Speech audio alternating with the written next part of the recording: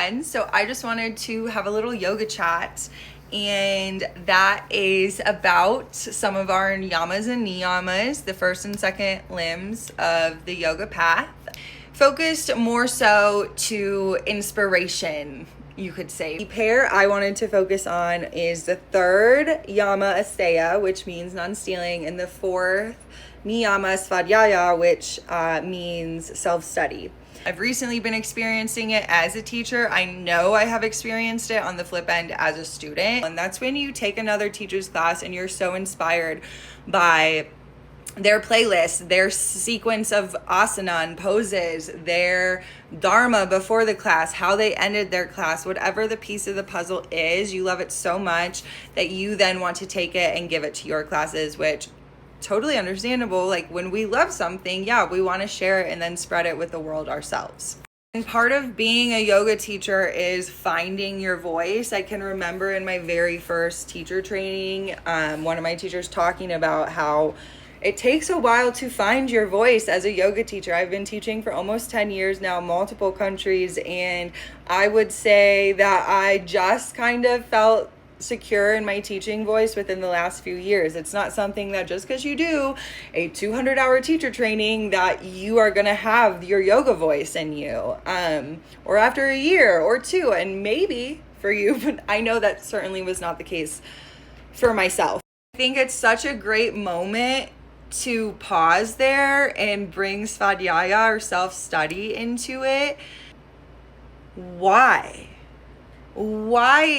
did you love that sequence of poses so much?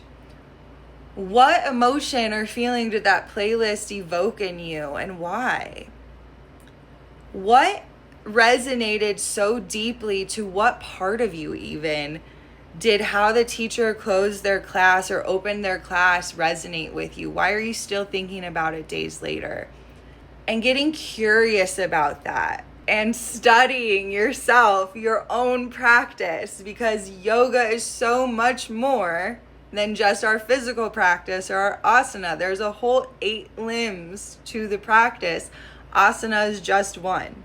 So bringing in a yama, a niyama, questioning, wondering, getting curious, experimenting. Part of finding your voice is messing up, saying stuff that doesn't sound right.